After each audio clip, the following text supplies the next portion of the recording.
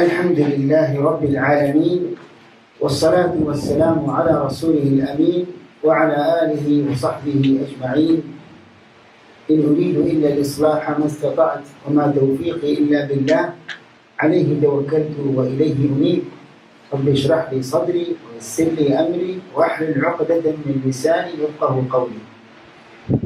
സ്നേഹം നിറഞ്ഞ പ്രബോധകരെ, സഹോദരന്മാരെ, സഹോദരികളെ, ശ്രോതാക്കളെ, അസ്സലാമു അലൈക്കും വറഹ്മത്തുള്ളാഹി വബറകാതുഹു. നമ്മുടെ ഈ കൂടിയിരുത്തം അല്ലാഹു സുബ്ഹാനഹു വ തആല സാലിഹായ അമലായി സ്വീകരിക്കുമാറാകട്ടെ. നമ്മുടെ എല്ലാ സൽക്കർമ്മങ്ങളും അല്ലാഹു സ്വീകരിക്കുമാറാകട്ടെ. അല്ലാഹുവിൻ്റെ അനുഗ്രഹത്താൽ നാം ഈ പുണ്യമണ്ണിൽ, ഈ പുണ്യ ദിനത്തിൽ, ഈ പുണ്യ സമയത്ത് ഒരുമിച്ച് കൂടിയിരിക്കുകയാണ്. അല്ലാഹു സുബ്ഹാനഹു വ തആല ഈ ക്ലാസ്സിൽ പങ്കെടുത്ത എല്ലാ സഹോദരന്മാർക്കും സഹോദരിമാർക്കും പാപങ്ങൾ കൊടുത്ത് അനുഗ്രഹിക്കുമാറാകട്ടെ. നമ്മെ എല്ലാവരെയും അവൻ്റെ ജന്നാത്തുൽ ഫിർദൗസിൽ ഒരുമിച്ച് കൂടി അനുഗ്രഹിക്കുമാറാകട്ടെ. പ്രിയമുള്ളവരെ, ഉസൂൽ ഹദീസിൻ്റെ ക്ലാസ്സിലാണ് നാം ഒരുമിച്ച് കൂടിയിരിക്കുന്നത്. മഹാനായ പണ്ഡിതൻ അൽ-അല്ലാമത്തുൽ ബൈഖൂനി രചിച്ച, ചിട്ടപ്പെടുത്തിയ അൽ-മൻദൂമത്തുൽ ബൈഖൂനിയ എന്ന കാവ്യവരികളാണ് നാം പഠിച്ചുകൊണ്ടിരിക്കുന്നത്. എന്തുകൊണ്ടാണ് പണ്ഡിതന്മാർ ഇങ്ങനെയുള്ള ശാസ്ത്രങ്ങൾ കാവ്യവരികളിൽ ഉൾപ്പെടുത്താനുള്ള കാരണം എന്താണ്? കാരണം വിദ്യാർത്ഥികൾക്ക് പെട്ടെന്ന് പഠിക്കുവാൻ വേണം. എൻ്റെ ഇസ്ലാമിക ശാസ്ത്രങ്ങളുടെ പ്രത്യേകതയാണ്. ഓരോ വിഷയങ്ങൾ എടുത്ത് നോക്കിക്കഴിഞ്ഞാലും ഓരോ വിഷയത്തിനും പണ്ഡിതന്മാർ ഇങ്ങനെയുള്ള കൃതികൾ എഴുതിയിട്ടുണ്ടാവും. പല കൃതികളും നദ്മുകളായിരിക്കും, കവിതകളായിരിക്കും. അത് ഉസൂൽ ഹദീസിൻ്റെ ശാസ്ത്ര വിഷയത്തിൽ മാത്രമല്ല, അറബിക് ഭാഷ നിയമങ്ങൾ, അതേപോലെ കർമ്മശാസ്ത്രത്തിൽ മൗലിക വിഷയങ്ങൾക്കാണ് ഉസൂൽ ഫിഖ് എന്ന് പറയുന്നത്. അതേപോലെ ചരിത്രം തുടങ്ങി നിരവധി വിഷയങ്ങളിൽ പണ്ഡിതന്മാർ ഈ നിലപാട് സ്വീകരിച്ചിട്ടുണ്ട്. അതൊക്കെ വിശദീകരിക്കുന്ന ഗ്രന്ഥങ്ങൾ വേറെ തന്നെയുണ്ട്. കവിതകളുടെ വിശദീകരണങ്ങളും.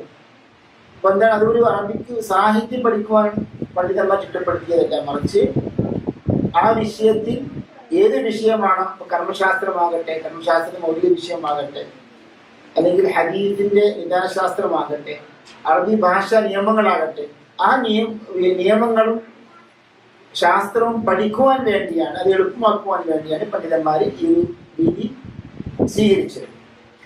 പ്രിയമുള്ളവരെ, നാം അവസാനമായി എത്തിയത് അൽ ഹദീസ് ദഈഫ്.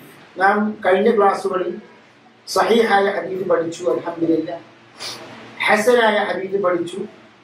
സഹീഹായ ഹദീസ് എന്ന് പറഞ്ഞാൽ അൽ ഹദീസ് അല്ലദീ ഇത്തസല സനദുഹു ബിനഖ്ലി അൽ-അദ്ൽ അൽ-ളാബിത് അൻ മിസ്ലിഹി മിൻ അവ്വൽ സനദി ഇലാ മുൻതഹ മിൻ ഗൈരി ശുദൂദ് വലാ ഇല്ലത്തിൻ ഖാദിഹ. അപ്പോൾ പരസ്പരം ചേർന്ന് നിൽക്കുന്ന, കണ്ണി മുറിയാത്ത സനദാണ് സഹീഹായ ഹദീസ്. ഹദീസ് കൃത്യമായും മനഃപ്പാഠമാക്കുകയും രേഖപ്പെടുത്തുകയും വിശ്വാസയോഗ്യരായ റാവിമാര് പരസ്പരം കൈമാറിയ സനദുകളിലൂടെ റിപ്പോർട്ട് ചെയ്യപ്പെട്ടതാകുന്നു സഹീഹായ ഹദീസ്. മിൻ ഗൈരി ശുദൂദിൻ വലാ ഇല്ലത്തിൻ ഖാദിഹ. അതായത് ഈ സനദ് അല്ലെങ്കിൽ ഈ മത്തിന് ഷാദാകാൻ പാടില്ല. അതായത് കൂടുതൽ വിശ്വാസയോഗ്യരായ റാവിമാർക്ക് എതിരെ റിപ്പോർട്ട് ചെയ്ത റിവായത്താകാൻ പാടില്ല. അതേപോലെ ന്യൂനതകൾ ഉണ്ടാകാൻ പാടില്ല. ഗോപ്യമായ വലിയ വലിയ പണ്ഡിതന്മാർക്ക് കണ്ടുപിടിക്കാൻ പറ്റുന്ന ഇല്ലത്തുകൾക്കാണ് എന്താ പറയുക, അൽ-ഇലലുൽ ഖഫിയ്യ എന്ന് പറയുക. അതൊന്നും ഉണ്ടാകാൻ പാടില്ല. അങ്ങനെ ആകുമ്പോഴാണ് സഹീഹായ ഹദീസാവൂ. നാം അതിന്റെ നിബന്ധനകൾ പഠിച്ചു, ഉദാഹരണങ്ങൾ പഠിച്ചു കഴിഞ്ഞ ക്ലാസ്സുകളിൽ. അതേപോലെ അതിന് ശേഷം നാം പഠിച്ചതാണ്, അതായത് സഹീഹായ ഹദീസിന്റെ എല്ലാ നിബന്ധനകളും ഉണ്ട്.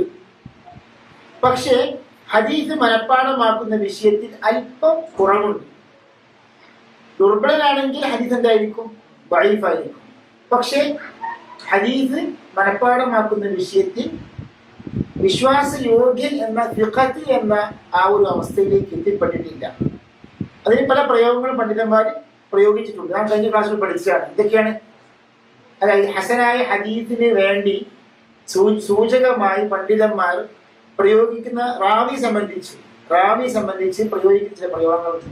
സ്വാലിഹുൽ ഹദീസ്, അല്ലെങ്കിൽ ലാ ബഅസ ബിഹി, അല്ലെങ്കിൽ സദൂഖ് എന്നൊക്കെ ഒരു റാവി സംബന്ധിച്ച് പറഞ്ഞാൽ അത് ഏതിനുള്ള സൂചനയാണ്? ഹസനായ ഹദീസിന്റെ റാവിമാരുടെ ശരിക്ക് ചില വിശേഷണങ്ങളാണ് പറഞ്ഞത്. സ്വാലിഹുൽ ഹദീസ്, ലാ ബഅസ ബിഹി, അതേപോലെ തന്നെ സദൂഖ് എന്നൊക്കെ പറഞ്ഞാൽ ഫിഖത്ത് എന്ന ആ ഒരു മർത്തബയിലേക്ക് എത്തിയിട്ടില്ല. ഇനി സഹീഹായ ഹദീസ് ഉള്ള റാവിമാരെ സംബന്ധിച്ച് പറയും ഫിഖ എന്ന് പറയും, ഫിഖത്തുൻ സബ്തുൻ എന്ന് പറയും. അതായത് ഉറച്ച സുബൂത്തുള്ള ഫിഖത്തായ വിശ്വാസയോഗ്യനായ റാവിയാണെന്നർത്ഥം. അതേപോലെ തന്നെ ഇപ്പോ പല പണ്ഡിതന്മാരെ സംബന്ധിച്ചും ഇപ്പൊ ജബലുൽ ഹിഫ്ദ്, ഇമാം ബുഖാരി സംബന്ധിച്ച് എന്ത് പറഞ്ഞു? ജബലുൽ ഹിഫ്ദ്, ഹിഫ്ദിന്റെ വിഷയത്തിൽ പർവ്വതമാണെന്ന് പറഞ്ഞു. അതേപോലെ മുത്തഫഖുൻ അലാ ജലാലതിഹി വ ഇത്ഖാനിഹി, ഇമാം സുഹരിയെ സംബന്ധിച്ച് പണ്ഡിതന്മാർ പറഞ്ഞു മുത്തഫഖുൻ അലാ ജലാലതിഹി വ ഇത്ഖാനിഹി, അതായത് അദ്ദേഹത്തിന്റെ ജലാലത്തിന്റെ വിഷയത്തിലും അതായത് അതേപോലെ പെർഫെക്ഷന്റെ വിഷയത്തിലൊക്കെ ശരിക്കും മുത്തഫഖുൻ അലൈഹിയാണ്. പണ്ഡിതന്മാര് ഏകോപിച്ചിരിക്കുന്നു അദ്ദേഹം ഹദീസിന്റെ വിഷയത്തിൽ ശരിക്കും നല്ല അവഗാഹവും ഹിഫ്ദുമുള്ള ദബ്തുമുള്ള ഇമാമാണെന്ന്. ഇന്ന് നാം സ്വീകരിക്കുന്നത് ദഈഫായ ഹദീസാണ്. ഞാൻ തുടക്കം കുറിച്ചിട്ടുണ്ട് കഴിഞ്ഞ ക്ലാസ്സിൽ.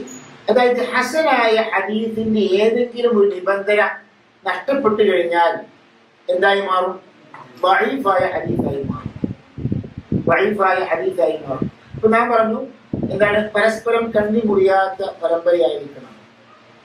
നബി സല്ലല്ലാഹു അലൈഹി വസല്ലമിലേക്ക് ഒരു താബിഈ പണ്ഡിതൻ, താബിഈയാണ്, ഇനി ഏറ്റവും വലിയ മഹാനായ താബിഈയാകട്ടെ, താബിഈ പണ്ഡിതൻ റസൂലിലേക്ക് സല്ലല്ലാഹു അലൈഹി വസല്ലമിലേക്ക് ഉയർത്തിക്കൊണ്ട് റസൂലുള്ളാഹി അങ്ങനെ പറഞ്ഞിരിക്കുന്നത് പറഞ്ഞാൽ ആ ഹദീസ് എന്ത് പറയും? മുർസൽ എന്ന് പറയും.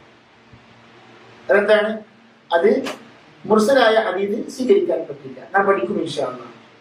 അതേപോലെ തന്നെ ഏതെങ്കിലും ഒരു പണ്ഡിതൻ അദ്ദേഹത്തിന്റെ ഉസ്താദിനെ ഉദ്ധരിക്കാതെ ഉസ്താദിന്റെ ഉസ്താദ് തൊട്ട് അവസാനം വരെ ഉദ്ധരിക്കപ്പെട്ട ഒരു സനദാണെങ്കിലോ അതിനെന്താ പറയാ? മുൻഖത്തി. അതൊക്കെ നാം പഠിക്കും ഇൻഷാ അല്ലാഹ്. അല്ലെങ്കിൽ ഏതെങ്കിലും ഒരു റാവി ഹദീസ് മനഃപ്പാഠമാക്കുന്ന വിഷയത്തിൽ യോഗ്യനല്ല, എന്തായി മാറി? ഹദീസ് ദഈഫായി മാറി. ഇൻഷാ അല്ലാഹ് ഇന്ന് നാം ഒന്ന് രണ്ട് ഉദാഹരണങ്ങൾ പഠിക്കുന്നുണ്ട്. ഉദാഹരണങ്ങൾ കാണുമ്പോൾ നമുക്ക് കാര്യങ്ങൾ കൂടുതൽ മനസ്സിലാക്കാൻ സാധിക്കും. നമുക്ക് അല്ലാമ ബൈഖൂനിയുടെ ആ ഒരു കവിതയിലേക്ക് പോകാം. ഇമാം ബൈഖൂനി റഹിമഹുല്ലാഹ് ദഈഫായ ഹദീസിനെ സ്ഥിരീകരിച്ചുകൊണ്ട് പറഞ്ഞു, വകുല്ലു മാ റുത്ബത്തിൽ ഹുസ്നി ഖസ്ർ ഫഹുവ ദഈഫ് വഹുവ അഖ്സാമൻ കഥർ. വകുല്ലു മാ റുത്ബത്തിൽ ഹുസ്നി ഖസ്ർ, ഹസനായ ഹദീസിന്റെ റുത്ബ എന്ന് പറഞ്ഞാൽ ആ ഒരു സ്ഥാനം, ആ ഒരു പദവി, ആ ഒരു ഗ്രേഡ് അതിൽ നിന്ന് കുറഞ്ഞാൽ എന്തായി മാറി? ഫഹുവ ദഈഫ്, അതാകുന്നു ദഈഫ്. പേജ് നമ്പർ കാണുന്നില്ലേ?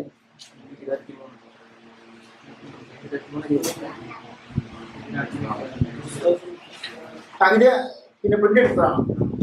അങ്ങനെയാണെങ്കിൽ 24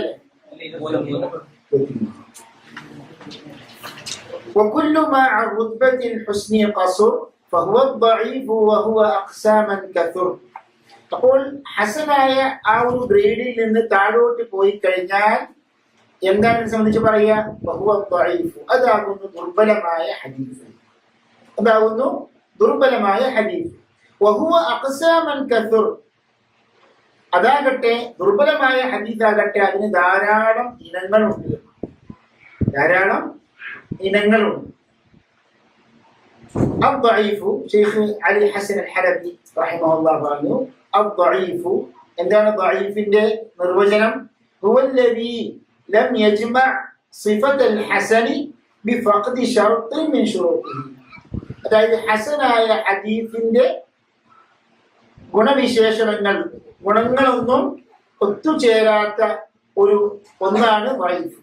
അപ്പൊ ദഈഫ് എന്താകുന്നു? ഹസനായ ഹദീസിന്റെ നിബന്ധനകൾ. അപ്പൊ എന്താണ് ഹദീസ് ഹസനായ ഹദീസ് പറയാനുള്ള കാരണം? എന്തുകൊണ്ട് സഹീഹായ ഹദീസ് നിബന്ധനകൾ എന്ന് പറഞ്ഞില്ല?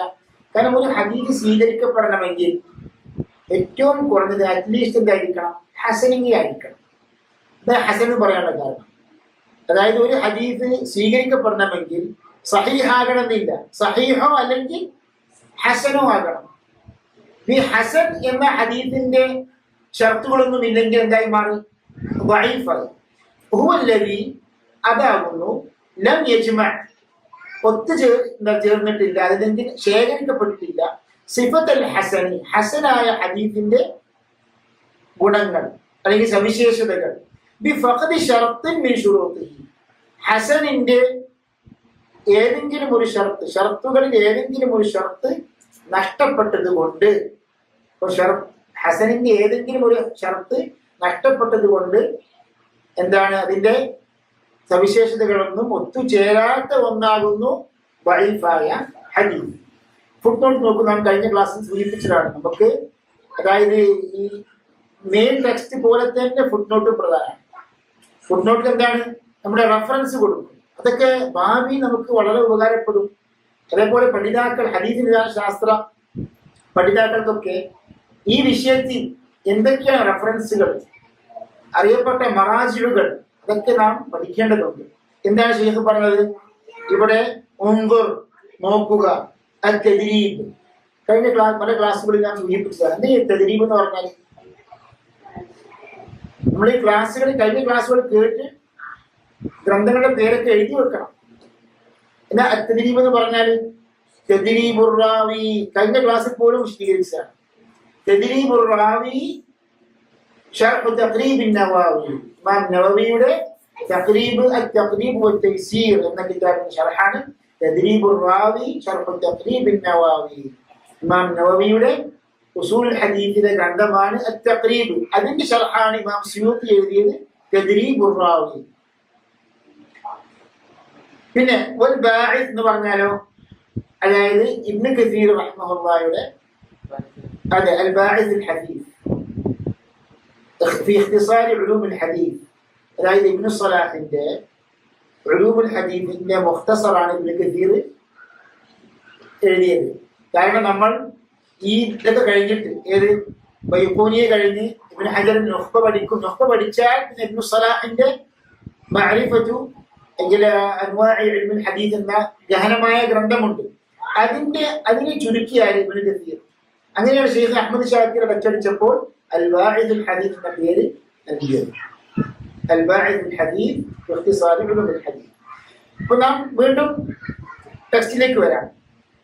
അപ്പോൾ ദഈഫായ ഹദീസിന്റെ നിർവചനം നാം പഠിച്ചു. അപ്പോൾ ഹസനായ ഹദീസിന്റെ സവിശേഷതകളൊന്നും ഒത്തുചേരാത്ത ഹദീസാകുന്നു ഏത്? ദഈഫ് ബിഫഖദി ശർത്തിൻ മിൻ ശുറൂത്തിഹി, അതായത് ഹസനായ ഹദീസിന്റെ ഏതെങ്കിലും ഒരു ഷർത്ത് നഷ്ടപ്പെട്ടത് കൊണ്ട്. ശരി, വലഹു അഖ്സാമുൻ കസീറ. ശൈഖ് ശാരിഹ് പറയുന്നു. ശാരിഹ് എന്ന് പറഞ്ഞാൽ ശർഹ് ചെയ്ത പണ്ഡിതൻ. ആരാണ്? ശൈഖ് അലി അൽ ഹലബി. വലഹു അഖ്സാമുൻ കസീറ, അതിൽ ധാരാളം ഇനങ്ങളുണ്ട്. ഏതിന്? ദഈഫായ ഹദീസിന്. സയമുറു ബഅദുഹാ ഇൻഷാ അല്ലാഹ്. വഹുവ അഖ്സാമൻ കസൂർ. അവിടെ നാം തുലാബിഇൽമിൽ സൂചിപ്പിച്ചിട്ടുണ്ട്. അതായത് അവിടെ അഖ്സാമൻ മൻസൂബാകാനുള്ള കാരണം എന്താണ്? തമീസ് ആയതുകൊണ്ടാണ്. അത് കസൂറ അഖ്സാമൻ എന്നാണ്. ശരി, മിസാലുഹു. ഇനി നാം ഉദാഹരണത്തിലേക്ക് പ്രവേശിക്കാം. ഇവിടെ നാം നിർത്തിവെച്ചത് ഉദാഹരണം കഴിഞ്ഞ ക്ലാസ്സിൽ വായിച്ചിട്ടില്ല, ശ്രദ്ധിച്ച് മനസ്സിലാക്കണം. മിസാലുഹു മാ റവാഹു തിർമിദിയു. ഇമാം തിർമിദി റഹ്മഹുല്ലാഹ് റിപ്പോർട്ട് ചെയ്ത ഹദീസ്. ഇമാം തിർമിദി മുഹമ്മദ് ഇബ്നു ഈസ, മഹാ ഹദീസ് പണ്ഡിതൻ അബൂ ഈസ മുഹമ്മദ് ഇബ്നു ഈസ ഇബ്നു സൗറ അത്തിർമിദി. അത്തിർമിദി എന്നാണ് മഷ്ഹൂറായ ഉച്ചാരണം. നമ്മുടെ നാട്ടിലൊക്കെ ചിലര് തുർമുദി എന്ന് പറയും.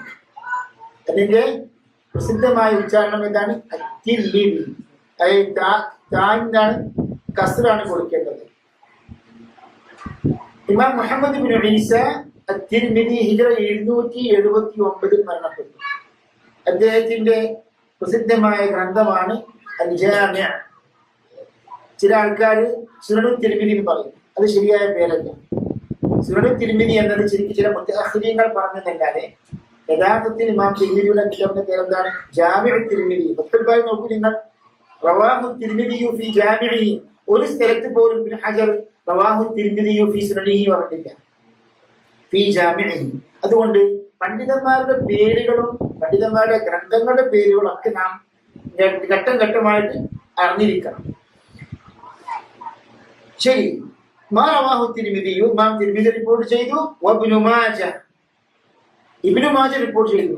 മുഹമ്മദ് ഇബ്നു യസീദ്, ഇബ്നു മാജയുടെ പേരെന്താണ്? മുഹമ്മദ് ഇബ്നു യസീദ് അൽ ഖസ്വീനി.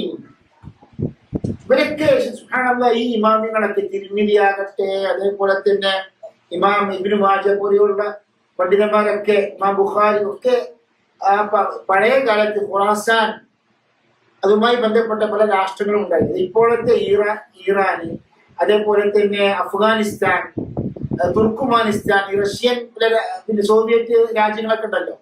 ആ രാജ്യങ്ങളിലായിരുന്നു കാര്യമായിട്ട് സുബ്ഹാനല്ലാഹ് ഹദീസിന്റെ ഇമാമിങ്ങൾ. ഈ ഖസ്വീൻ ഇപ്പോൾ ഇറാനാണ്. അതേപോലെ തന്നെ ഇത്രയും വലിയ വലിയ ഇമാമിങ്ങളൊക്കെ ആ തുർക്കുമാനിസ്ഥാൻ, അതേപോലെ തന്നെ ഇറാൻ, അങ്ങനെ എത്രയോ പണ്ഡിതന്മാർ ആ ഭാഗത്തുള്ള പണ്ഡിതന്മാരായിരുന്നു. പലരും അനറബികളായിരുന്നു. അപ്പോ ഇതൊക്കെ ശരിക്ക് അത്ഭുതമാണ്. അതായത് അല്ലാഹു സുബ്ഹാനഹു വ തആല അവന്റെ ദീന് സംരക്ഷിച്ചിട്ടുണ്ട്. അത് അറബികൾ മുഖേനയാകട്ടെ അനറബികൾ മുഖേനയാകട്ടെ. മാത്രമല്ല സഹീഹുൽ ബുഖാരിയിലുണ്ട്, ഇന്നല്ലാഹ ലയൻസുറു ഹാദൽ ദീൻ ലയുഅയ്യിദു ഹാദൽ ദീൻ ബിർറജുലിൽ ഫാജിർ. അതുവരെ ഹദീസുകളിലുണ്ട്. അതായത് ഫാജിറായ ഒരു വ്യക്തിയെ കൊണ്ടെങ്കിലും അല്ലാഹു സുബ്ഹാനഹു വ തആല നിശ്ചയമായും ഈ ദീന് വിജയിപ്പിക്കുന്നു. മാ റവാഹു തിർമിദിയു വഇബ്നു മാജ. ഹിജ്റ 273 ഇബ്നു മാജ റിപ്പോർട്ട് ചെയ്തു, മരണപ്പെട്ടു. അപ്പൊ 279 തിർമിദി, 273 ഇബ്നു മാജ മരണപ്പെട്ടു. വദ്ദാരിമിയു, ഇമാം ദാരിമി. ചില ആൾക്കാർ ദാറമീൻ വായിക്കും, തെറ്റാണ്. ബികസ്രി റാ എന്നാണ് ഇമാമിങ്ങൾ പഠിപ്പിക്കുന്നത്. റാഇന് കസ്റാണ്, റാഇന് കസ്റാണ്. ദാരിം ഇബ്നു മാലിക്, തമീം ഗോത്രത്തിലെ ആദ്യ പിതാവാണ് ദാരിം ഇബ്നു മാലിക്. അതിലേക്കുള്ള നിസ്ബയാണ് ദാരിമി. ഇമാം അബ്ദുല്ലാഹ് ഇബ്നു അബ്ദുറഹ്മാൻ, അബ്ദുല്ലാഹ് ഇബ്നു അബ്ദുറഹ്മാൻ അദ്ദാരിമി ഹിജ്റ 255 മരണപ്പെട്ടു. ഹിജ്റ 255 മരണപ്പെട്ടു. എന്തിനാ പറയുന്ന അറിയോ? ഈ ഗ്രന്ഥങ്ങളൊക്കെയാണ് ഇപ്പോൾ ഹദീസിന്റെ ഗ്രന്ഥങ്ങളായി അറിയപ്പെടുന്നത്. ഇവയൊക്കെ അച്ചടിക്കപ്പെട്ടിട്ടുണ്ട്. അപ്പൊ ഈ ഇമാമിങ്ങളുടെ ഗ്രന്ഥങ്ങൾ എത്ര വർഷങ്ങൾക്ക് മുമ്പാണ്? ഒക്കെ 270, 250, 240. അഹ്മദ് ബിൻ ഹംബൽ മരണപ്പെട്ടത് എപ്പോഴാണ്? ഹിജ്റ 241. അപ്പോ ഏകദേശം 1200 വർഷങ്ങൾക്ക് മുമ്പ് പണ്ഡിതന്മാർ എഴുതിയ ഗ്രന്ഥങ്ങളാണ് നാം ഉദാഹരണങ്ങളൊക്കെ വായിക്കുന്നത്. അപ്പൊ അതിന്റെ ഒരു ഗൗരവം മനസ്സിലാക്കാൻ കൂടിയാണ്. ഇമാം അഹ്മദ് ബിൻ ഹംബൽ റിപ്പോർട്ട് ചെയ്തു. അപ്പൊ ആരൊക്കെ റിപ്പോർട്ട് ചെയ്തത്? ഇമാം തിർമിദി, ഇബ്നു മാജ, ദാരിമി, ഇമാം അഹ്മദ് ബിൻ ഹംബൽ ഹിജ്റ 241 മരണപ്പെട്ടു. ഇബ്നു ഖുസൈമ, ഇമാം ഇബ്നു ഖുസൈമ മുഹമ്മദ് ഇബ്നു ഇസ്ഹാഖ്. ഇബ്നു ഖുസൈമയുടെ പേരെന്താണ്? മുഹമ്മദ് ഇബ്നു ഇസ്ഹാഖ്. ഹിജ്റ 311 മരണപ്പെട്ടു. കിതാബുൽ തൗഹീദ് എഴുതിയ പണ്ഡിതനാണ് ഇമാം ഇബ്നു ഖുസൈമ. ഇബ്നു ഖുസൈമയുടെ അറിയപ്പെട്ട ഹദീസ് ഗ്രന്ഥമാണ് സഹീഹ് ഇബ്നു ഖുസൈമ, സഹീഹ് ഇബ്നു ഖുസൈമ. വഗൈറുഹും, അവരെല്ലാത്തവരും റിപ്പോർട്ട് ചെയ്തു. ആരിൽ നിന്ന്? അൻ അബീ സഈദ് അൽ ഖുദ്രി. പ്രസിദ്ധനായ സഹാബിയാണ് അബൂ സഈദ് അൽ ഖുദ്രി റളിയല്ലാഹു അൻഹു. പലർക്കും അബൂ സഈദ് അൽ ഖുദ്രിയുടെ പേര് അറിയില്ല. അബൂ ഹുറൈറ റളിയല്ലാഹു അൻഹു അത് വിളിപ്പേരാണ്. ശരിക്കുള്ള പേരെന്താണ്? അബ്ദുറഹ്മാൻ ഇബ്നു സഖർ അദ്ദൗസി റളിയല്ലാഹു അൻഹു. അതേപോലെ അബൂ സഈദ് അൽ ഖുദ്രി റളിയല്ലാഹു അൻഹു പേരെന്താണ്? സഅദ് ഇബ്നു മാലിക്. സഅദ് ഇബ്നു മാലിക് ഹിജ്റ 63 മരണപ്പെട്ടു. ഹിജ്റ 63 മരണപ്പെട്ടു. قال رسول الله صلى الله عليه وسلم إذا رأيتم الرجل يتعاهد المساجد. നിങ്ങൾ ഒരാളെ പള്ളികളിലേക്ക് നിരന്തരമായി പോകുന്നവരായി ഒരാളെ നിങ്ങൾ കണ്ടു കഴിഞ്ഞാൽ ഫശ്ഹദു ലഹു ബിൽ ഈമാൻ, നിങ്ങൾ അവന് ഈമാൻ ഉണ്ട് എന്ന് സാക്ഷ്യം വഹിക്കണം. അപ്പൊ നിങ്ങൾ സാക്ഷികളാവണം അവന് ഈമാൻ ഉണ്ട് എന്ന്. ഈ ഹദീസ് യഥാർത്ഥത്തിന്റെ അർത്ഥം ശരിയാണ്. കാരണം നിരന്തരമായി പള്ളികളിലേക്ക് പോകുന്ന ആൾ വിശ്വാസിയായിരിക്കും. പക്ഷെ ഒരു ഹദീസ് സ്വീകരിക്കണമെങ്കിൽ എന്ത് വേണം? നിബന്ധനകളൊക്കെ ഉണ്ട്. നമ്മൾ കഴിഞ്ഞ ക്ലാസ് പഠിച്ചതാണ്. ഫഹാദ ഹദീസുൻ ദഈഫുൻ, നമുക്ക് വായിക്കാം. ഫഹാദ ഹദീസുൻ ദഈഫുൻ, ഇത് ദുർബലമായ ഹദീസാകുന്നു. ഈ ദുർബലമായ ഹദീസ് അർത്ഥം മനസ്സിലാക്കണം.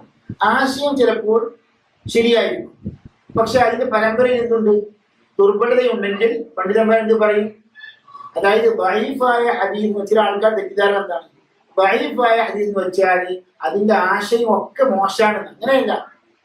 ദഈഫായ ഹദീസ് എന്ന് പറഞ്ഞാൽ ഒരു ഹദീസ് പ്രവാചക വചനം സല്ലല്ലാഹു അലൈഹി വസല്ലം നമ്മുടെ ദീനിൽ തെളിവാകണമെങ്കിൽ, നമ്മുടെ കർമ്മങ്ങളിൽ, ഇബാദത്തുകളിൽ, വിശ്വാസ കാര്യങ്ങളിലൊക്കെ ആ പ്രവാചക വചനം തെളിവായി നമുക്ക് സ്വീകരിക്കണമെങ്കിൽ അത് സഹീഹായിരിക്കണം, അല്ലെങ്കിൽ ഹസനായിരിക്കണം, സ്വീകാര്യമായ റിപ്പോർട്ടായിരിക്കണം.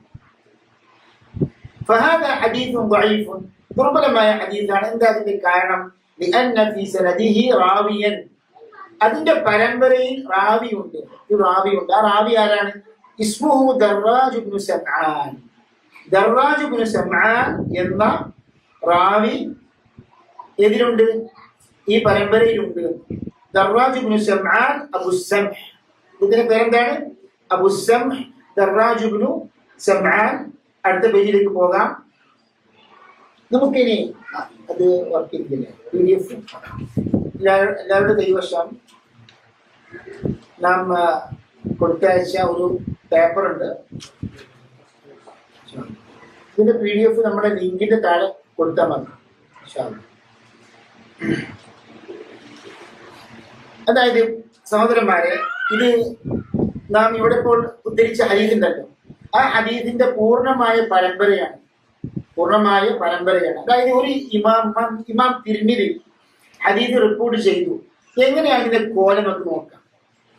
ഒന്നാമതായി ഹദീസ് നമ്പർ എത്രയാണ്? 2617 ഹദീസാണ്. ഹദ്ദസനാ ഇബ്നു അബി ഉമർ മുഹമ്മദ് ഇബ്നു യഹ്യ ഇബ്നു അബി ഉമർ എന്ന വലിയ ഹദീസിന്റെ ഇമാമാണ്. അദ്ദേഹം എനിക്ക് പറഞ്ഞു തന്നു. ഇതാണ് ഈ ഹദ്ദസന, അല്ലെങ്കിൽ സമിഅതു, അഖ്ബറന, അംബഅന, ഇതൊക്കെയാണ് ഹദീസ് ധരിക്കുമ്പോഴുള്ള ശരിക്ക് അതിന്റെ വാക്കുകൾ, പ്രയോഗങ്ങൾ. ഹദ്ദസന ഇബ്നു അബി ഉമർ قال حدثنا عبد الله بن وهب عن عمرو بن الحارث عن دراج أبي السمح عن أبي الهيثم. ഇവിടെ നാം ചുവന്ന മഷി കൊണ്ട് കൊടുത്തിട്ടുള്ളത് എന്താണ്?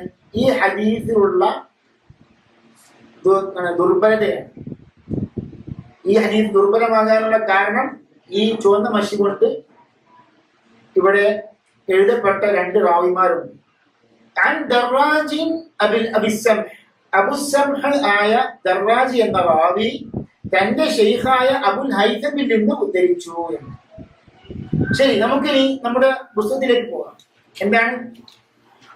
ഖാല അൻഹു الذهبي, ഇമാം ദഹബി പറഞ്ഞു എന്ത്? ദർറാജുൻ കസീറുൽ മനാകീർ, ധാരാളം മുൻകറായ ഹദീസുകൾ, വളരെ ദുർബലമായ ഹദീസുകൾക്കാണ് മുൻകർ എന്ന് പറയുക. ധാരാളം മുൻകറായ ഹദീസുകൾ ഉദ്ധരിക്കുന്ന റാവിയാണ് ആര്? ദർറാജ്. ആര് പറഞ്ഞു? ഇമാം ദഹബി. എവിടെ പറഞ്ഞു? നോക്കൂ നിങ്ങൾ, ഫുട്നോട്ട് നമ്പർ 2, കമാ ഫി തൽഖീസിൽ മുസ്തദ്റക് قال ذلك متعقبا على الحاكم في تصحيحه له بعد روايته.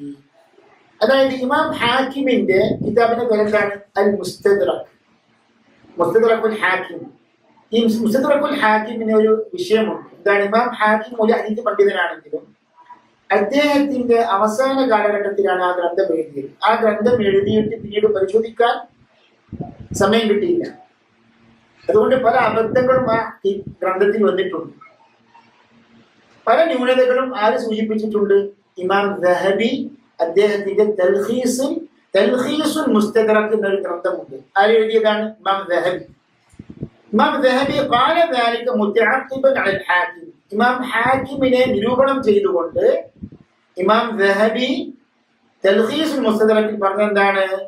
ദർറാജുൻ കസീറുൽ മനാകീർ, അതായത് ധാരാളം മുൻകറായ ഹദീസുകളൊക്കെ ഉദ്ധരിക്കുന്ന റാവിയാണ് ദർറാജ്. ഇനി രണ്ടാമത്തെ അഭിപ്രായം, ഒപ്പീനിയൻ നോക്കാം നമുക്ക്. വഖാല ഇമാം അഹ്മദ്, ഇമാം അഹ്മദ് പറഞ്ഞു വഗൈറുഹു അഹാദീസുഹു മനാകീർ. അതായത് ദർറാജിന്റെ ഹദീസുകളൊക്കെ എന്താണ്? മുൻകറായ ഹദീസുകളാണ്. മുൻകറിന്റെ ബഹുവചനമാണ് മനാകീർ. വഖാല ഇബ്നു ഹജർ ഫി തഖ്രീബ്. റാവിമാരെ സംബന്ധിച്ച് നമുക്ക് ഉപയോഗപ്പെടുത്താവുന്ന ഒരു ചെറിയൊരു ഗ്രന്ഥം നാം കഴിഞ്ഞ ക്ലാസ്സുകളിൽ പഠിപ്പിച്ചിട്ടുണ്ട്. ഓർമ്മയുണ്ടോ? അൽ ഹാഫിദ് ഇബ്നു ഹജർ അസ്ഖലാനിയുടെ തഖ്രീബുൽ തഹ്ദീബ്. ആ ഗ്രന്ഥം നാം ഇനി ഫസ്റ്റ് അവൈലബിലിറ്റി നിങ്ങൾക്ക് എന്താണ്? ഫസ്റ്റ് സാലറിക്ക് ഇറങ്ങുമ്പോൾ ആ ഗ്രന്ഥം വാങ്ങണം. തഖ്രീബുൽ തഹ്ദീബ്, ഇബ്നു ഹജർ അസ്ഖലാനിയുടെ തഖ്രീബു അത്തഹ്ദീബ്. ആ തഖ്രീബ് ഒന്ന് വായിച്ചു നോക്കൂ നിങ്ങൾ. ദർറാജ് എന്ന റാവി, കാരണം ആൽഫബറ്റിക് ഓർഡറാണ്. അറബി അക്ഷരങ്ങളുടെ ആ ഒരു ക്രമം അനുസരിച്ചാണ് നിഘണ്ടു പോലെ, ഡിക്ഷണറി പോലെയാണ് ശരിക്കും ഈ ഗ്രന്ഥങ്ങളൊക്കെ ചിട്ടപ്പെടുത്തിയത്. അപ്പൊ പെട്ടെന്ന് റാവിയുടെ പേരിലേക്ക് എത്തിപ്പെടാൻ നമുക്ക് എളുപ്പമാണ്. അത് ശരിക്കും. എന്നിട്ട് ദർറാജ് എന്ന വാക്ക് നോക്കുക. പേര് ദർറാജ് ഇബ്നു സംആൻ അബു സംഹ്. അതിനെ കുറിച്ച് എന്താ പറഞ്ഞത്? ഇബ്നു ഹജർ പറഞ്ഞത് വഖാല ഇബ്നു ഹജർ, ഇബ്നു ഹജർ അസ്ഖലാനി തഖ്രീബുൽ തഹ്ദീബിൽ പറഞ്ഞു സദൂഖുൻ, അയാൾ സത്യസന്ധനാണ്. പക്ഷെ ഫീ റിവായത്തിഹി അൻ അബിൽ ഹൈതം യുദഅഫു, ശൈഖായ അബുൽ ഹൈതമിൽ നിന്നുള്ള റിവായത്തിൽ എന്തുണ്ട്? ദുർബലതയുണ്ട്. ശൈഖ് അലി ഹസൻ പറഞ്ഞു ഖുൽതു വഹാദിഹി മിൻഹാ, ഈ ഒരു റിവായത്തിൽ അവയിൽപ്പെട്ടതാകുന്നു. അപ്പോൾ ദർറാജ് സ്വയം സത്യസന്ധനാണോ അല്ലേ എന്ന വിഷയത്തിൽ ചർച്ചയുണ്ട്. സത്യസന്ധനാണെന്ന് പറഞ്ഞ പണ്ഡിതന്മാർ പോലും എന്ത് പറഞ്ഞു? ഉസ്താദായ അബുൽ ഹൈതമിൽ നിന്ന് ഉദ്ധരിച്ച ദർറാജ് ഉദ്ധരിച്ച റിവായത്താണെങ്കിൽ എന്താണ്? അത് ദുർബലമാണെന്ന് പറഞ്ഞിട്ടുണ്ട്. അതുകൊണ്ട് നാം ഈ കാര്യങ്ങളൊക്കെ മനസ്സിലാക്കുക.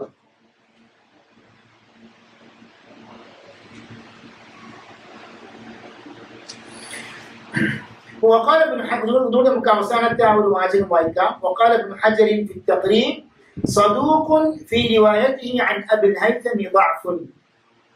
എന്താണ് في روايته? അദ്ദേഹത്തിന്റെ റിവായത്തിൽ ഉണ്ട്. عن ابي الهيثم, ഉസ്താദായ അബുൽ ഹൈതമിൽ നിന്നുള്ള റിവായത്തിൽ ضعف, എന്തുണ്ട്? ദുർബലതയുണ്ട്. ഖുൽതു, ഈ ഖുൽതു ആരെ പറഞ്ഞതാണ്? Sheikh Ali Hasan. അതായത് ഈ പണ്ഡിതന്മാരുടെ ഉദ്ധരണികളൊക്കെ കോട്ട് ചെയ്തതിനു ശേഷം എന്ന് പറഞ്ഞു ഷെയ്ഖ് അലി ഹസൻ, അതായത് ഈ ഗ്രന്ഥത്തിന്റെ രചയിതാവ് മുസന്നിഫാണ് ഷെയ്ഖ് അലി ഹസൻ പറഞ്ഞു വഹാദിഹി മിൻഹാ, ഈ റിവായത്ത് അതിൽപ്പെട്ടതാകുന്നു. അപ്പോൾ ഈ റിവായത്തിന്റെ കുഴപ്പം എന്താണ് സഹോദരന്മാരെ? ദർറാജ് ഇബ്നു സംആൻ എന്ന റാവി തന്റെ ഷെയ്ഖായ അബുൽ ഹൈതമിൽ നിന്ന് ഉദ്ധരിച്ച റിപ്പോർട്ടാകുന്നു അത്. അതുകൊണ്ട് തന്നെ എന്താണ്? അത് വളരെ ദുർബലമായ റിപ്പോർട്ടാണെന്ന് മനസ്സിലായി. നമുക്കിനി ഇവിടെ ഇബ്നു ഹജറിന്റെ തഖ്രീബും അതേപോലെ ഇമാം അഹ്മദ് ബിൻ ഹംബലിന്റെ ഫുട്നോട്ട് നോക്കൂ നിങ്ങൾ. നമ്പർ 3 ആണ്. കമാ ഫിൽ മുഗ്നി ഫിൽ ദുഅഫാ. നാം കഴിഞ്ഞ ക്ലാസ്സുകളിൽ സൂചിപ്പിച്ചതാണ് അൽ മുഗ്നി ഫിൽ ദുഅഫാ. ദുഅഫാ എന്ന ദുർബലരായ റാവിമാരുടെ ഒരു ക്രോഡീകരണമാണ്. ഇമാം ദഹബി എഴുതിയ ഗ്രന്ഥമാണ്. ഒന്ന് ഷെയ്ഖ് നോക്ക് നിങ്ങൾ, തുടക്കക്കാർക്ക് ബിഗിനേഴ്സുള്ള ഗ്രന്ഥമാണെങ്കിലും അവർക്ക് ആവശ്യമായ റെഫറൻസുകളൊക്കെ ശരിക്ക് താഴെ ഫുട്നോട്ടിൽ വളരെ ഭംഗിയായിട്ട് വൃത്തിയായി കൊടുത്ത് വിദ്യാർത്ഥികളെ ശരിക്ക് ഗ്രന്ഥങ്ങളുമായി ബന്ധപ്പെടുത്തുകയാണ്. അത് വലിയൊരു ശരിക്ക് ഒരു ക്വാളിറ്റിയാണ്. അതായത് നമ്മൾ എന്താണ് പിന്നീട് ഭാവിയിലുള്ള പഠനങ്ങളിലേക്ക് എത്തിപ്പെടുമ്പോൾ നമുക്ക് ഈ ഗ്രന്ഥങ്ങളൊക്കെ ഒരു അറ്റ്ലീസ്റ്റ് അതിന്റെ പേരുകളൊക്കെ നമുക്ക് പരിചിതമായിരിക്കും. അത് വളരെ താലിബുൽ ഇൽമിനെ സംബന്ധിച്ചിടത്തോളം പ്രധാനപ്പെട്ട ഒരു വിഷയമാണ്. ഇനി നമുക്ക് അവസാനമായി ഒരു ഉദാഹരണം കൂടി പഠിക്കാം. ഇപ്പൊ നമ്മൾ ഒരു ഹദീസ് പഠിച്ചു. എന്താണ്? അതായത് നിങ്ങൾ പള്ളിയിലേക്ക് നിരന്തരമായി പോയിക്കൊണ്ടിരിക്കുന്ന ഒരാളെ കണ്ടാൽ നിങ്ങൾ ഈമാന് സാക്ഷ്യം വഹിക്കണം എന്ന് പറഞ്ഞു. അപ്പൊ ഈ ഹദീസിന്റെ ആശയം അത് വേറെ വിഷയം. പക്ഷേ ഇതിന്റെ പരമ്പരയിൽ എന്തുണ്ട്? ദുർബലതയുണ്ട്. ശരി, ഇനി നമുക്ക് ഒരു ഉദാഹരണം കൂടി എടുക്കാം. എന്താണത്? അതായത് ഹജ്ജ് വേള, ഹജ്ജ് കർമ്മങ്ങളൊക്കെ ഹാജിമാർ നിർവഹിച്ചു കഴിഞ്ഞാൽ പല ആൾക്കാരും പഠിപ്പിക്കുന്നത് എന്താണ്? സുന്നത്തായ ഒരു കാര്യമാണ് ഹജ്ജ് കഴിഞ്ഞു കഴിഞ്ഞാൽ നേരെ എങ്ങോട്ട് പോകണം? മദീനയിലേക്ക് പോയി ഖബർ സിയാറത്ത് ചെയ്യണം. അപ്പോൾ ഹജ്ജ് കർമ്മവുമായി ബന്ധപ്പെടുത്തിക്കൊണ്ടാണ്. യഥാർത്ഥത്തിൽ ശരിക്കും ഹജ്ജ് കർമ്മവുമായി ബന്ധമില്ല ഏത് മദീന സിയാറത്ത്, അത് വേറൊരു സംഗതിയാണ്. അതും ശരിയായ രൂപം എന്താണ്? നബി സല്ലല്ലാഹു അലൈഹി വസല്ലമിന്റെ മസ്ജിദുൻ നബവിയിൽ നമസ്കരിക്കാൻ നിയത്ത് വെച്ചുകൊണ്ട് പുറപ്പെട്ടാൽ അത് സുന്നത്താണ്.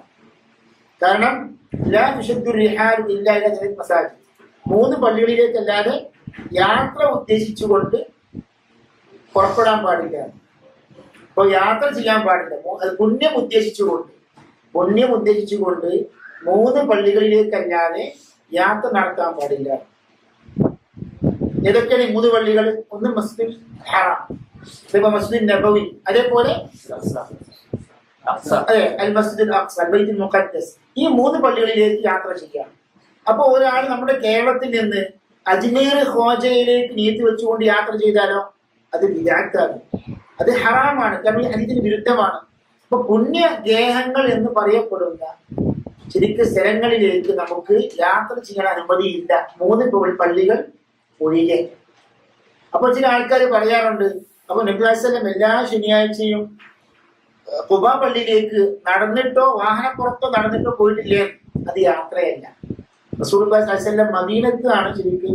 കാരണം മസ്ജിദുൻ നബവിയും ഖുബാ പള്ളിയും ശരിക്കും നടക്കാവുന്ന ദൂരമേ ഉള്ളൂ. അതിന് യാത്ര എന്ന് പറയുകയില്ല. യാത്ര ശരിക്കും ദൂരം ഒരിക്കലും ഇങ്ങനെ പുണ്യം ഉദ്ദേശിച്ചുകൊണ്ട് ഇപ്പൊ മഹാന്മാരുടെ മഖാമുകളിലേക്ക് മഖ്ബറകളിലേക്ക് പുണ്യം ഉദ്ദേശിച്ചുകൊണ്ട് യാത്ര ചെയ്യാൻ പാടില്ല. ഇതൊക്കെ ശരിക്കും ഈ ഹദീസിന് വിരുദ്ധമാണ്. അപ്പോ എതിരാളികൾ കൊണ്ടുവരുന്ന ഒരു വ്യാജ ഹദീസാണ് എന്ത്? ഈ ഒരു ഹദീസ്. അതാണ് നാം പഠിക്കുന്നത്. മൻ ഹജ്ജൽ ബൈത വലം യസുർനി ഫഖദ് ജഫാനി. പേപ്പർ ഞാർത്തില്ല. മൻ ഹജ്ജൽ ബൈത വലം യസുർനി ഫഖദ് ജഫാനി. ശൈഖ് അൽബാനി റഹിമഹുല്ലാഹിയുടെ സിൽസിലത്തുൽ അഹാദീസ് ദഈഫ എന്ന കിതാബിൽ നിന്ന് പ്രസക്തമായ ഭാഗം ഇവിടെ കൊടുത്തതാണ്. എന്താണ് ശൈഖ് പറഞ്ഞത്? മൗദൂഉൻ. ഇത് മൗദൂഉ എന്ന് പറഞ്ഞാൽ നിർമ്മിതമായ ഹദീസുകൾക്കാണ് മൗദൂഉ എന്ന് പറയുന്നത്, അതായത് വ്യാജ ഹദീസ് എന്നർത്ഥം. ഖാലഹുൽ ഹാഫിദ് അദ്ദഹബി ഫിൽ മീസാൻ. ശൈഖ് അൽബാനി പറഞ്ഞു, ഇപ്രകാരം ആര് പറഞ്ഞു? ഇമാം ദഹബി മീസാനുൽ ഇഅ്തിദാൽ, ദുർബലരായ റാവിമാരെ സംബന്ധിച്ച് ഏറ്റവും വിശ്വസനീയമായ ഒരു ഗ്രന്ഥമാണ് ഇമാം ദഹബി എഴുതിയത്. അതിനെ ഭാഷ പഠിപ്പിച്ചാണ്. ദുർബലമായ റാവിമാരെ മാത്രം കേന്ദ്രീകരിച്ചുകൊണ്ട് പണ്ഡിതന്മാരെ ഗ്രന്ഥങ്ങൾ എഴുതിയിട്ടുണ്ട്. അവയിൽപ്പെട്ടതാണ് എന്ത്? മീസാനുൽ ഇഅ്തിദാൽ. അപ്പം ഇമാം ദഹബി മീസാനിൽ പറഞ്ഞു, എന്ത് പറഞ്ഞു? അത് മൗദൂഅാണ്. മൻ ഹജ്ജൽ ബൈത, എന്താണ് ഹദീസ്? മൻ ഹജ്ജൽ ബൈത, വല്ലവനും ഹജ്ജ് നിർവഹിച്ചാൽ, അതായത് കഅബാലയത്തിൽ വന്ന് മക്കയിലേക്ക് വന്ന് ഹജ്ജ് നിർവഹിച്ചാൽ, വലം യസുർനി, എന്നിട്ട് എന്നെ സന്ദർശിച്ചില്ലെങ്കിൽ, അഥവാ മദീനയിലേക്ക് വന്ന് എന്നെ സിയാർ നടത്തിയിട്ടില്ലെങ്കിൽ ഫഖദ് ജഫാനി, എന്താണ്? എന്നെ അവൻ അവഗണിച്ചു. ഫഖദ് ജഫാനി ഐ അഅറബ അന്നി, എന്നെ അവൻ അവഗണിച്ചു കളഞ്ഞു. അപ്പൊ ഇത് ശരിക്ക് ഞാൻ വ്യാജ ഹദീസാണ്. ഇമാം ദഹബി പറഞ്ഞു, വഅൗറദഹു الصغاني في الاحاديث الموضوعه وكذا الزركشي والشوكاني. ഇമാം സഗാനി, സർക്കശി, ഷൗക്കാനി ഒക്കെ വ്യാജ ഹദീസുകളുടെ കൂട്ടത്തിൽ അതിനെ ഉൾപ്പെടുത്തി. ഖുൽതു, ശൈഖ് അൽബാനി പറഞ്ഞു, എന്താണ് ഇതിന്റെ കാരണം? ആഫത്തു, അതിന് വലിയ ആപത്ത്. ഈ ആപത്ത് എന്ന മലയാള വാക്ക് എഴുതുന്നതാണ് ആഫത്ത് എന്ന വാക്കിൽ നിന്ന് ഉൾത്തിരിഞ്ഞു വന്നതാണ്. ആഫത്തു, അതിന്റെ ആഫത്ത് എന്താണ്? മുഹമ്മദ് ഇബ്നു നുഅ്മാൻ ഇബ്നു ശിബ്ൽ ഔ ജദ്ദുഹു. അപ്പോൾ മുഹമ്മദ് ഇബ്നു നുഅ്മാൻ ഇബ്നു ശിബ്ൽ എന്ന റാവിയും അദ്ദേഹത്തിന്റെ പിതാമഹനും വ്യാജ ഹദീസുകൾ ഉദ്ധരിക്കുന്ന റാവിമാരിൽപ്പെട്ടവരാണ്. قال حدثنا مالك عن نافع عن ابن عمر مرفوعا. അപ്പോൾ ഇതിന്റെ പരമ്പരയാണ്. ആ പരമ്പരയിൽ ആരുണ്ട്? ഈ മുഹമ്മദ് ഇബ്നു നുഅ്മാൻ ഇബ്നു ശിബ്ൽ എന്ന വ്യാജ ഹദീസുകൾ ഉദ്ധരിക്കുന്ന ഈ റാവി ഉണ്ട്. അദ്ദേഹത്തിന്റെ പിതാമഹനും അങ്ങനെ തന്നെ. ഇതൊക്കെ ആരെ റിപ്പോർട്ട് ചെയ്തത്? അഖ്റജഹു ഇബ്നു അദി പോലെയുള്ള പണ്ഡിതന്മാരൊക്കെ റിപ്പോർട്ട് ചെയ്തതാണ്. ശൈഖ് അൽബാനി റഹിമഹുല്ലാഹ് അവസാനിപ്പിക്കുകയാണ്. വളരെ അതിന്റെ മറ്റുമായി ബന്ധപ്പെട്ട ഉപകാരപ്രദമായ ഒരു പോയിന്റ് പറയുന്നു. എന്താണ്? ഇത് വ്യാജമാണെന്ന് പരമ്പര മാത്രമല്ല നമ്മെ അറിയിക്കുന്നത്, അതിന്റെ ആശയവും അറിയിക്കുന്നുണ്ട്. കാരണം അതായത് നബി സല്ലല്ലാഹു അലൈഹി വസല്ലമയെ അവഗണിക്കുക എന്ന് പറയുന്നത് ഇസ്ലാമിന് എന്താണ്? വൻദോഷങ്ങളിൽ പെട്ടതാണ്. അല്ലെങ്കിൽ അത് കുഫ്റായി മാറും. ഏറ്റവും കുറഞ്ഞ എന്താണ്? അത് വൻദോഷമാണ്.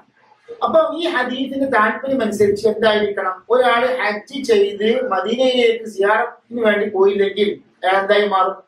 കുറ്റക്കാരനായി മാറും. അഥവാ സിയാറത്തുൽ മദീന വാജിബത്തായ ഒരു കർമ്മമായി ശരിക്ക് തീരും. അങ്ങനെയാണെങ്കിൽ പണ്ഡിതന്മാരാരും ശരിക്ക് നമ്മളെ അനുകൂലിക്കുന്നവരാകട്ടെ എതിരാളികളാകട്ടെ ആരും മദീന സിയാറത്ത് നിർബന്ധമാണ് ഹാജിക്ക് ആരും പറയുന്നില്ല. അപ്പൊ ഈ ഹദീസിന്റെ ആശയം പോലും അവർ ശരിക്ക് യഥാർത്ഥത്തിൽ അംഗീകരിക്കുന്നില്ല എന്നാണ് ശരിക്ക് അതിന്റെ വാസ്തവം. ഇൻഷാ അല്ലാഹ് ഇതിന്റെ പൂർത്തീകരണം അടുത്ത ക്ലാസ്സിൽ നാം പൂർത്തീകരിക്കും ഇതിനില്ല. അപ്പൊ ഇതൊക്കെ വളരെ പ്രധാനപ്പെട്ട വിഷയങ്ങളാണ്. നമ്മൾ പലപ്പോഴും പല ഖുറാഫാത്തുകളും പല ബിദ്അത്തുകളും സമർത്ഥിക്കുവാൻ വേണ്ടി പലരും പല വ്യാജ ഹദീസുകളും ദുർബലമായ ഹദീസുകളൊക്കെ ഉദ്ധരിക്കും. അപ്പൊ അത് കണ്ടുപിടിക്കേണ്ട ബാധ്യത പ്രവർത്തകർക്കുണ്ട്, പണ്ഡിതന്മാർക്കുണ്ട്, പഠിതാക്കൾക്കുണ്ട്. അതിനുള്ള ഒരു മാർഗമാണ് ഈ ഹദീസ് നിദാന ശാസ്ത്രം. അല്ലാഹു സുബ്ഹാനഹു വ തആല ഉപകാരപ്രദമായ ഇൽമ് പഠിക്കുവാനും ജീവിതത്തിൽ പകർത്തുവാനും അല്ലാഹു തൗഫീഖ് ചെയ്യുമാറാകട്ടെ. നാഫിയായ ഇൽമ് അല്ലാഹു സുബ്ഹാനഹു വ തആല നമുക്ക് എല്ലാവർക്കും വർദ്ധിപ്പിച്ചു തരുമാറാകട്ടെ.